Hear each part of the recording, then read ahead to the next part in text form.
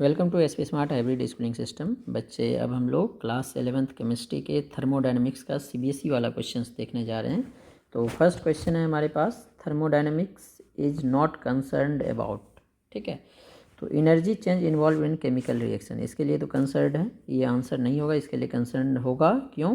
क्योंकि जो थर्मोडायनेमिक्स है इसमें ही हम लोग change in internal energy, change in enthalpy, heat energy इसकी बात करते हैं, इसे डिस्कस करते हैं। Extent to which chemical reaction proceeds, ये भी डिस्कस करेंगे, क्योंकि इससे हम लोग गिब्स फ्री एनर्जी चेक करते हैं, जिससे बताते हैं कितना एक्सटेंट में रिएक्शन होगा, स्पॉन्टेनियस होगा, नॉन स्पॉन्टेनियस होगा। रेट की बात इससे हम लोग नहीं करते हैं, रेट की बात हम लोग काइनेटिक्स में करते हैं, केमिकल काइनेटिक्स, जो कि 12th में पढ़ते हैं, तो इसका सी पार्ट करेक्ट होगा। सेकेंड क्वेश्चन है, which of the following statement is correct, correct ढूंढना है। Presence of reacting species in a covered beaker, covered beaker है, is an example of open system, incorrect होगा, क्योंकि अगर हमारा कवर्ड बीकर है तो मैटर का एक्सचेंज सिस्टम और सराउंडिंग में नहीं होगा, और मैटर का एक्सचेंज नहीं होगा तो इसे हम लोग क्लोज सिस्टम, या अगर एनर्जी भी एक्सचेंज नहीं होगा तो आइसोलेटेड बोल सकते हैं, ओपन ये कभी नहीं होगा। There is an exchange of energy as well as matter, energy और मैटर दोनों का एक्सचेंज हो रहा है between system and surrounding is a closed, ये गलत है, ये ओपन सिस्टम होगा। अगर एनर्जी और मैटर दोनों का एक्सचेंज होता है तो that will be open system. Presence of reactants in closed vessel made up of copper, copper diathermic boundary होता है, एनर्जी को एक्सचेंज करेगा, is an example of close system, ये सही है, क्योंकि ये हमारा कवर्ड है बीकर, कवर्ड बीकर है मतलब मैटर एक्सचेंज नहीं होगा। ठीक है, और जो है हमारा कॉपर का कंटेनर है, इसीलिए एनर्जी जो है हमारा एक्सचेंज हो सकता है, डायथर्मिक है तो एनर्जी एक्सचेंज होगा, मैटर एक्सचेंज नहीं होगा, therefore it is closed system. Next question number third है हमारे पास, चूज द करेक्ट आंसर, इसमें भी हमें करेक्ट ढूंढना है। A thermodynamic state function is a quantity, state function कौन सा क्वांटिटी होता है ये डिस्कस करना है। Use to determine heat change, state function बच्चे वो क्वांटिटी होता है जो ओनली इनिशियल और फाइनल स्टेट पे डिपेंड करता है, उसके पाथ पे डिपेंड नहीं करता है, तो ये तो इनकरेक्ट होगा। Whose value is independent of path, B option correct है। नेक्स्ट क्वेश्चन नंबर 4 है, और क्वेश्चन नंबर 4 एक्चुअली में हमारा इक्विलिब्रियम से रिलेटेड है, तो इसे हम लोग इक्विलिब्रियम में देखते हैं, और इक्विलिब्रियम भी हम लोग 11th में पढ़ते हैं, तो इसलिए इस क्वेश्चन को देख लेते हैं। व्हेन हाइड्रोक्लोरिक एसिड मतलब HCl, HCl से ही Cl- लिया है, added to cobalt nitrate solution, ठीक है, at room temperature the following reaction take place, ये रिएक्शन हो रहा है। The reaction mixture becomes blue, reaction blue होगा मतलब फॉरवर्ड रिएक्शन, ब्लू प्रोडक्ट का दिया है। On cooling mixture it becomes pink, जब हम लोग कूल करेंगे तो पिंक हो जाएगा। ठीक है, ऑन द बेसिस ऑफ इस रिएक्शन, अब बताओ ये डेल्टा H क्या होगा। बच्चे ब्लू हो रहा है, कूल करने से पिंक होगा, मतलब जो बैकवर्ड रिएक्शन है ये स्पॉन्टेनियस, फॉरवर्ड रिएक्शन कब होगा, जब हम लोग इसे हीट करेंगे, अदरवाइज जो बैकवर्ड रिएक्शन है स्पॉन्टेनियस होगा। और यहाँ पे फॉरवर्ड बैकवर्ड की बात नहीं किया है, तो हम लोग फॉरवर्ड को कंसीडर करेंगे, तो फॉरवर्ड रिएक्शन एक्सोथर्मिक नहीं एंडोथर्मिक होगा, तो ये पार्ट करेक्ट होगा, क्योंकि ये हीट करने से बनेगा, इसमें एनर्जी देना पड़ेगा, और कूल करने से, कूल करने का मतलब है एनर्जी रिलीज हो रहा है, ब्लू से पिंक हो रहा है, बैकवर्ड रिएक्शन हो रहा है, बैकवर्ड रिएक्शन एक्सोथर्मिक होगा, फॉरवर्ड रिएक्शन एंडोथर्मिक होगा। क्वेश्चन में नहीं बताया इसलिए हमने फॉरवर्ड कंसिडर किया और इसे एंडोथर्मिक बोला। ठीक है, नेक्स्ट क्वेश्चन नंबर 5 है, द इंथैल्पी ऑफ एलिमेंट, ठीक है, in their standard state are taken as zero, ठीक है ना, स्टैंडर्ड स्टेट में इंथैल्पी जीरो है। Enthalpy of formation of a compound, बच्चे इंथैल्पी ऑफ फॉर्मेशन तो नेगेटिव और पॉजिटिव दोनों होता है, और ये तो स्टैंडर्ड डाटा दिया है, जो एलिमेंट है स्टैंडर्ड स्टेट में उसकी इंथैल्पी चेंज जीरो होती है, तो इंथैल्पी ऑफ फॉर्मेशन में भी नेगेटिव और पॉजिटिव। नेक्स्ट क्वेश्चन नंबर 6 है, the pressure volume work of N ideal gas can be calculated by using the expression, ठीक है ना, इनिशियल वॉल्यूम से final volume P external into DV। The work can also be calculated, pressure volume plot से work calculate करते हैं। अगर हम लोग ग्राफ बनाएं प्रेशर और वॉल्यूम, ठीक है ना, ये मान लिया प्रेशर एक्सिस है, ये वॉल्यूम है, तो इसमें जो ग्राफ बनेगा उसका जो वॉल्यूम एक्सिस पे एरिया आएगा that will be work done, ठीक है, इससे भी कैलकुलेट होता है। Using the area under the curve within specified limit, सही है।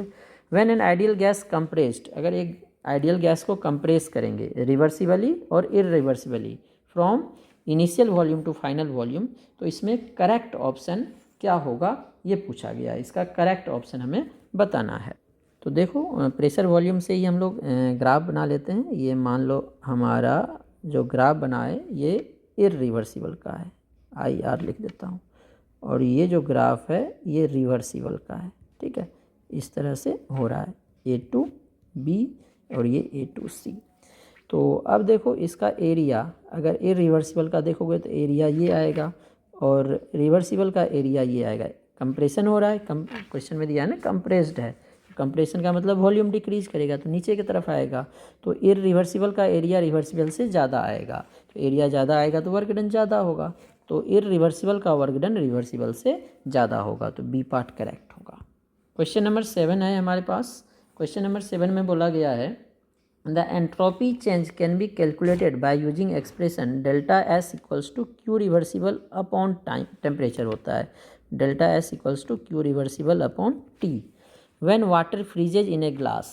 अगर वाटर ग्लास में फ्रीज हो रहा है, ठीक है, फ्रीज होने का मतलब क्या है, एंट्रोपी घट रहा है, लिक्विड से सॉलिड जाएगा और लिक्विड से सॉलिड जाने का मतलब है एंट्रोपी डिक्रीज करेगा, तो सिस्टम की एंट्रोपी डिक्रीज करेगी। डेल्टा एस सिस्टम का डिक्रीज होगा, इंक्रीज नहीं होगा, डिक्रीज होगा, ये डिक्रीज होगा।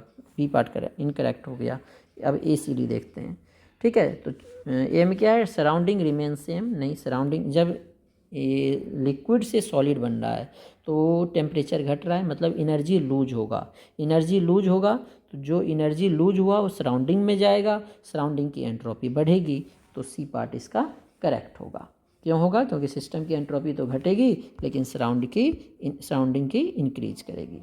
नेक्स्ट क्वेश्चन नंबर 8 है, match the following process with entropy change. A liquid vaporise, vaporise का मतलब है लिक्विड से गैस बनेगा और लिक्विड से गैस बनने से एंट्रोपी बढ़ती है, रेंडमनेस बढ़ती है, तो डेल्टा एस पॉजिटिव होगा। तो 1 का बी देखो सारे में है। Reaction is non spontaneous at all temperature and delta H is positive. Reaction जो है नॉन स्पॉन्टेनियस है और डेल्टा एच पॉजिटिव है। तो देखो नॉन स्पॉन्टेनियस, पहले डेल्टा जी क्या होता है, delta H minus T delta S.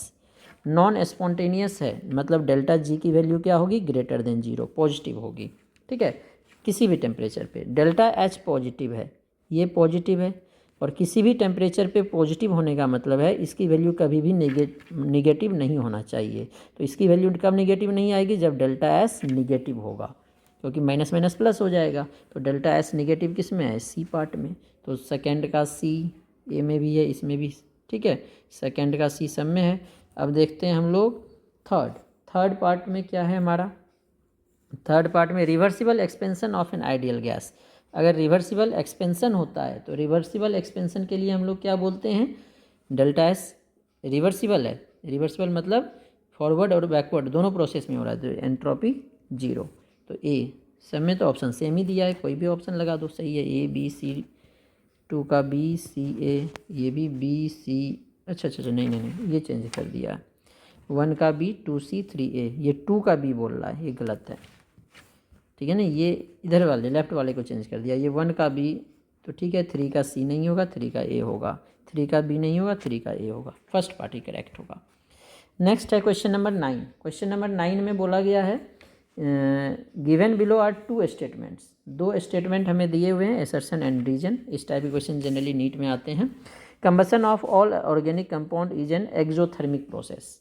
Combustion हमेशा एक्सोथर्मिक प्रोसेस होता है, किसी भी रिएक्शन का कंबसन करते हैं तो वो क्या होता है, एक्सोथर्मिक रिएक्शन होता है, तो ये करेक्ट है। Enthalpy of all elements in its standard state are 0, ये भी सही है, स्टैंडर्ड स्टेट में इंथैल्पी 0 होता है, तो एसर्शन और रीजन दोनों करेक्ट है इसका। और इंथैल्पी 0 होने के कारण ये एक्सोथर्मिक होता है, ऐसा कोई एक्सप्लेनेशन नहीं होता है, तो दोनों करेक्ट है और ये एक्सप्लेन इसे नहीं कर रहा है। Law of thermodynamics which helps to determine absolute entropy. Absolute entropy कौन डिटरमाइन करता है, थर्ड लॉ, जिसमें बताया गया है 0 केल्विन टेम्परेचर पे जो एंट्रोपी चेंज होगा वो 0 होगा। तो थर्ड लॉ कौन है, D part. Which of the following delta S positive, किसमें डेल्टा एस जो है पॉजिटिव का मतलब है इंक्रीज कर रही है। तो यहाँ पे देखो एक और एक, 2 गैस, इधर 2 गैस, कोई चेंज नहीं हो रहा है। बॉइलिंग ऑफ एग, तो बॉइलिंग ऑफ एग जो है बच्चे, इसमें क्या होता है, डीनेचुरेशन ऑफ प्रोटीन होता है। बायो वाले बच्चे 11th में पढ़े होंगे, केमिस्ट्री जिसका बायो नहीं है वो केमिस्ट्री में पढ़ते हैं, बायोमोलिकुल्स चैप्टर में। बॉइलिंग ऑफ एग जो है एक तरह का जो है एग्जाम्पल है डीनेचुरेशन ऑफ प्रोटीन का। तो डीनेचुरेशन ऑफ प्रोटीन में होता क्या है, बनता तो सॉलिड है, लिक्विड से सॉलिड बन जाएगा, जिसके कारण बोल सकते हो डिक्रीज इन एंट्रोपी। लेकिन इसमें क्या होता है, जो वाटर मॉलिक्यूल है ये बाहर निकलता है, एस्केप होता है स्टीम के फॉर्म में। स्टीम का मतलब क्या है, वो लिक्विड से गैस बन रहा है, इस केस में एंट्रोपी पॉजिटिव होगा। तो इसीलिए इसका यही ऑप्शन है, यहाँ पे 0 है। क्रिस्टलाइजेशन लिक्विड से सॉलिड बनेगा, इसमें भी निगेटिव होगा। कॉम्प्लेक्स में भी सॉलिड का फॉर्मेशन होता है तो इसमें भी निगेटिव होगा। तो एक ही ऑप्शन बच गया इसका बी पार्ट। ठीक है, अब हमारे पास नेक्स्ट क्वेश्चन नंबर 12 है, ये न्यूमेरिकल है। Enthalpy of combustion of methane, graphite और हाइड्रोजन। कंबसन ऑफ मीथेन का मतलब क्या है, मीथेन 1 मोल लेंगे, ऑक्सीजन के साथ बर्न करेंगे तो CO2 प्लस वाटर। ठीक है, इसको बैलेंस कर दो, हाइड्रोजन 4 है तो यहाँ 2 हो जाएगा, 2। और इसमें जो एनर्जी है वो -890.3 किलो जूल पर मोल में है, किलो जूल पर मोल। और ग्रेफाइट मतलब कार्बन, ऑक्सीजन के साथ बर्न करेंगे, CO2 इसके लिए है आपका -393.5 सेम यूनिट है। और dihydrogen H2 plus O2, half O2 कर लो, H2O इसके लिए है हमारे पास -393 था, 393 -285.8 यूनिट सेम है। तो enthalpy of formation of methane, methane का फॉर्मेशन का मतलब है कार्बन, यह सॉलिड होगा, ये गैस है, ये गैस है, ये गैस है, ये गैस है, ये गैस है। देखो फॉर्मेशन का मतलब है कार्बन प्योर स्टेट में, हाइड्रोजन प्योर स्टेट में, और बनाएगा क्या, CH4 गैस बन गया। इसका इंथैल्पी ऑफ फॉर्मेशन एक तो तरीका है हेस लॉ से, CH4 कहाँ से आएगा हमारा, इस रिएक्शन से आएगा, इसको रिवर्स कर दें। ठीक है, फिर ये इस दोनों को ऐड कर दें, मतलब इस दोनों को ऐड करके इसको रिवर्स करें, 2H2 है, यहाँ 1 है तो इसको 2 से मल्टीप्लाई करना पड़ेगा, तो आंसर सेम आएगा। और हमने जब थ्योरी पढ़ा था तो उसमें बताया था, जब हमें इंथैल्पी ऑफ फॉर्मेशन निकालना है या इंथैल्पी ऑफ रिएक्शन निकालना है, किसी भी रिएक्शन का इंथैल्पी निकालना है ΔH, अगर हमें enthalpy of combustion they they, question में क्या दे दे, इंथैल्पी ऑफ कंबसन, तो क्या करना है, रिएक्टेंट के सारे इंथैल्पी को ऐड कर लो माइनस प्रोडक्ट का इंथैल्पी। और अगर इंथैल्पी ऑफ फॉर्मेशन दिया होता तो प्रोडक्ट के सारे इंथैल्पी जो फॉर्मेशन दिया है उसको ऐड कर लो माइनस रिएक्टेंट का। तो यहाँ पे हमें कंबसन दिया है तो रिएक्टेंट में कौन है, कार्बन, कार्बन का इंथैल्पी ऑफ कंबसन कितना है, -393.5। ठीक है, प्लस हाइड्रोजन, हाइड्रोजन का इंथैल्पी ऑफ कंबसन क्या दिया है, -285.8, लेकिन 2 हाइड्रोजन है तो 2 से मल्टीप्लाई कर देंगे, माइनस मीथेन का कितना दिया है, -890.3, आंसर आएगा किलो जूल पर मोल में। और इसी में अगर ये इंथैल्पी ऑफ कंबसन के बदले फॉर्मेशन देता तो पहले प्रोडक्ट का लिखते माइनस रिएक्टेंट का लिखते, और इसको सॉल्व करते हैं तो मेरे पास आ रहा है -74.8 किलो जूल पर मोल। तो 74.8 ए पार्ट में है तो ए पार्ट हो जाएगा, हम लोग डायरेक्ट निकाल सकते हैं या हेस लॉ से भी आप सॉल्व कर सकते हैं। ठीक है, नेक्स्ट क्वेश्चन नंबर 13 है हमारे पास। 13 में बोला गया a reaction A + B gives C + D plus heat, मतलब हीट इसमें रिलीज हो रहा है। ठीक है, is found to have entropy change, heat release हो रहा है मतलब ΔH की वैल्यू, 13 नंबर क्वेश्चन की बात करें, ΔH निगेटिव है, एंट्रोपी चेंज हो रहा है मतलब ΔS पॉजिटिव है, रिएक्शन ΔG क्या होता है बच्चे, ΔH - T ΔS, ये निगेटिव है, ΔS पॉजिटिव है तो प्लस माइनस माइनस हो जाएगा, तो माइनस माइनस ओवरऑल हमेशा नेगेटिव होगा। तो ये किसी भी टेम्परेचर का वैल्यू कुछ भी रहे तो ये नेगेटिव होगा, तो ये हमेशा नेगेटिव होगा, तो पॉसिबल एट एनी टेम्परेचर, क्योंकि ΔG नेगेटिव है तो रिएक्शन फिजिबल होगा। नेक्स्ट क्वेश्चन नंबर 14 है हमारे पास। 14 में है for an ideal gas, ideal gas के लिए बोला गया है the work of reversible expansion under isothermal condition, isothermal है तो ΔT की वैल्यू 0, टेम्परेचर कांस्टेंट है तो ΔT 0, can be calculated by using the expression, ये फॉर्मूला दिया है work done -nRT ln VF/VI, final volume upon initial, sample containing 1 mole, number of moles of gas 1 है, expanded isothermally, isothermal में मतलब temperature constant है, reversible है, to 10 times of its original volume, मतलब अगर इनिशियल वॉल्यूम 1 लीटर है तो final volume 10 litre आ जाएगा। इन 2 सेपरेट एक्सपेरिमेंट, 2 एक्सपेरिमेंट किया, एक में क्या है 300 केल्विन पे, दूसरे में क्या 600 केल्विन पे। तो चूज द करेक्ट स्टेटमेंट या correct option. Work done 620 times, अच्छा रेशियो निकालना है हमें। तो वर्क डन 600 पे अपॉन वर्क डन 300 पे, ठीक है। क्या होगा, वर्क डन का फॉर्मूला दिया है minus N, number of moles कितना दिया है 1, आर टी 600 पे ले रहे हैं तो 600, एल एन वी एफ हमने क्या बोला फाइनल वॉल्यूम 10 था, वी आई 1 है, डिवाइडेड बाय माइनस एन 300 पे टेम्परेचर ही चेंज होगा, बाकी तो सेम रहेगा, R 300 L N V final जो है 10 हो जाएगा 10/1, ऐसे ही लिखेंगे इसे हम लोग, ठीक है। तो अब क्या हो जाएगा देखो, minus minus cancel, R R cancel, L N 10/1 L N 10/1 cancel, तो ये क्या हो जाएगा 300 टू जा 600, तो 600/300 जो वर्क डन आया 2 आ गया, मतलब 600 पे जो वर्क होगा वो हो जाएगा 2 इंटू वर्क एट 300। तो देखो सी पार्ट करेक्ट हो गया, work done at 600 is twice the work done at 300, ठीक है। नेक्स्ट क्वेश्चन नंबर 15 है हमारे पास। क्वेश्चन नंबर 15 में क्या बोला जा रहा है, which of the following S negative, delta S की बात कर रहे हैं, delta S negative. Delta S negative का मतलब है जो एंट्रोपी है वो डिक्रीज करे, ठीक है। तो डिक्रीज कब करेगा, एडजॉर्प्शन में, गैस जो है एडजॉर्ब हो जाता है, रेंडमनेस डिक्रीज कर जाता है तो एंट्रोपी डिक्रीज करेगी। क्वेश्चन नंबर 16 है हमारे पास। क्वेश्चन नंबर 16, हाँ 16 में क्या बोला जा रहा है, गिवन बिलो आर 2 स्टेटमेंट, जैसा हमने ऊपर दिखा था एसर्शन एंड रीजन दिया हुआ है हमारे पास। एसर्शन ये क्या है, the increase in energy delta U for vaporisation of 1 mole water at 1 ATM and 373 kelvin is 0। बच्चे 373 केल्विन टेम्परेचर फिक्स कर दिया, टेम्परेचर फिक्स करने का मतलब क्या है, टेम्परेचर कांस्टेंट है, टेम्परेचर कांस्टेंट होता है तो डेल्टा टी 0 होगा, और चेंज इन इंटरनल एनर्जी हमने पढ़ा है NCV डेल्टा टी होता है, तो डेल्टा टी 0 है तो डेल्टा यू 0 होगा, तो ये सही है। For gaseous isothermal process delta U 0, ये भी सही है, एसर्शन रीजन दोनों सही है, आइसोथर्मल है इसीलिए 0 है, तो इसका आंसर ए पार्ट हो गया, दोनों ट्रू है और ये एक्सप्लेन भी इसे कर रहा है। नेक्स्ट क्वेश्चन है, following which of the following is intensive property. J K board में भी देखा था, ये क्वेश्चन आया हुआ था। मोलेरिटी इंटेंसिव प्रॉपर्टी है, इसे ऐड सब्ट्रैक्ट हम लोग नहीं करते हैं। टेम्परेचर भी इंटेंसिव है, डेंसिटी भी इंटेंसिव है, तो ऑल ऑफ दीज करेक्ट हो गया। Question number 18, adiabatic process heat exchange 0 होगा, क्यू की वैल्यू 0 होगी, ठीक है। नेक्स्ट क्वेश्चन नंबर 19 है हमारे पास। Which of the following option will be correct for the stage of half completion of reaction. Half completion of reaction की बात कर रहे हैं हम लोग, तो हाफ कंप्लीशन का मतलब क्या हो गया, जो हमारा रिएक्शन है ए और बी इक्विलिब्रियम में हो गया, इक्विलिब्रियम में हो गया तो डेल्टा जी की वैल्यू 0, तो डेल्टा जी नॉट की वैल्यू 0 आ जाएगा। नेक्स्ट क्वेश्चन नंबर 20 है, given below are 2 statements assertion and reason. Assertion में हमें क्या बताया है बच्चे, combustion of all organic compound is an exothermic process, एकदम सही है, कंबसन में हमेशा एनर्जी रिलीज होती है तो ये एक्सोथर्मिक प्रोसेस होगी। The enthalpy of all elements in their standard state 0, ये भी सही है, लेकिन ये इसे एक्सप्लेन नहीं कर पा रहा है, तो बी पार्ट करेक्ट होगा।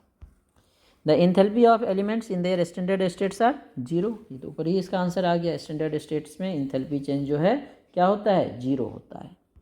नेक्स्ट 22 नंबर क्वेश्चन है हमारे पास, गिवन बिलो आर 2 स्टेटमेंट्स, इसमें भी एसर्शन और रीजन दिया हुआ है।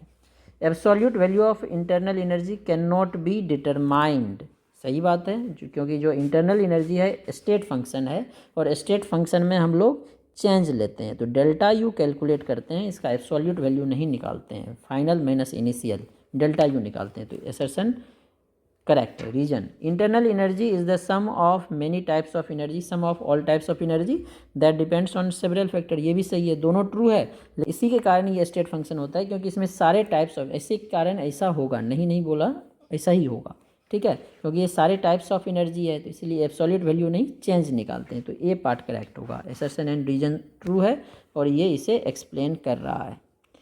नेक्स्ट 23 नंबर क्वेश्चन अब देखते हैं हम लोग। 23 में भी हमें एसर्शन एंड रीजन दिया हुआ है, ठीक है। तो एसर्शन एंड रीजन में क्या दिया हुआ है, the increase in internal energy for the vaporisation of 1 mole water at 1 atm 373 kelvin zero, delta U की वैल्यू जीरो होगी। क्यों जीरो होगी, क्योंकि टेम्परेचर कांस्टेंट है, तो डेल्टा टी जीरो, जैसे ऊपर हमने देखा था। For gaseous isothermal process delta U zero. Same question है, एसर्शन रीजन दोनों ट्रू है और करेक्ट एक्सप्लेनेशन है, तो ये पार्ट इसका करेक्ट होगा। नेक्स्ट क्वेश्चन है, delta U not for the combustion of methane minus X kilo joule per mole है। डेल्टा यू नॉट की वैल्यू मतलब स्टैंडर्ड चेंज इन एंट्रोपी की वैल्यू दिया हुआ है हमें, ठीक है। तो हमें पूछा किया गया है डेल्टा एच नॉट की वैल्यू क्या होगी। तो बच्चे फॉर्मूला हमने पढ़ा है, delta H equals to, not है तो नॉट ही लिख लो, delta U not plus delta N G R T. किस पे डिपेंड करेगा, delta N G. Delta N G यहाँ से निकलेगा, प्रोडक्ट में कितने गैस है, CO2, ये तो लिक्विड है, 1 माइनस इसमें 1 और 2 3, तो -2 हो गया। तो डेल्टा एच नॉट क्या हो जाएगा, delta U not minus 3RT, यही है ना। तो delta H not is, delta H not अब ज़्यादा होगा या कम होगा, ये हमें फाइंड आउट करना है। तो इसके लिए हमें इसका हेल्प लेना पड़ेगा। कैसे हेल्प लेंगे, देखो डेल्टा एच नॉट कैसे आ रहा है, जब डेल्टा यू नॉट से कुछ माइनस कर रहे हैं, मतलब delta U not delta H not से ज़्यादा होगा। जैसे 3 इक्वल्स टू 5 माइनस 2 है, 5 से 2 माइनस करके 3 आया, मतलब ये जो है इससे छोटा है, 5 से 3 छोटा है। तो डेल्टा यू नॉट में कुछ माइनस किया तो डेल्टा एच नॉट आया, इसीलिए डेल्टा एच नॉट जो है डेल्टा यू नॉट से छोटा होगा। तो less than delta U nought, C part इसका करेक्ट होगा, ठीक है। नेक्स्ट क्वेश्चन नंबर 25 है, during complete combustion of 1 mole of butane, 1 mole butane है, ब्यूटेन होता है C4H10 गैसियस स्टेट में, ऑक्सीजन के साथ बर्न करते हैं, बनता है हमारे पास कार्बन डाइऑक्साइड प्लस वाटर और हीट रिलीज होता है। तो डेल्टा एच की वैल्यू निगेटिव लिखेंगे 2658 किलो जूल, ठीक है। और 1 मोल है तो पर मोल, अब ये एक फिक्स किया, कार्बन 4, हाइड्रोजन 10 है तो 5 बनेगा, 4 दूनी 8 5 13, ये 13/2। तो अब ये देखो कौन सा ऑप्शन है, ये 13 वाला नहीं होगा, 13/2 है, -13 नहीं, 2658 सी पार्ट में है, तो सी पार्ट इसका करेक्ट होगा, ठीक है। अब नेक्स्ट क्वेश्चन है हमारे पास 26 में भी एसर्शन एंड रीजन दिया है। एसर्शन रीजन, एसर्शन है combustion of all organic compound exothermic, एकदम सही है, ठीक है, ठीक है बच्चे। नेक्स्ट पार्ट बोला गया है, the enthalpies of all elements in their standard state are zero, ये भी सही है, एसर्शन और रीजन दोनों ट्रू है, ठीक है। और रीजन जो है एक्सर्शन को एक्सप्लेन नहीं कर रहा है, तो बी पार्ट इसका आ जाएगा, क्योंकि जीरो होने के कारण ये एक्सोथर्मिक होगा, ऐसी बात नहीं है, एनर्जी रिलीज होता है इसलिए एक्सोथर्मिक है।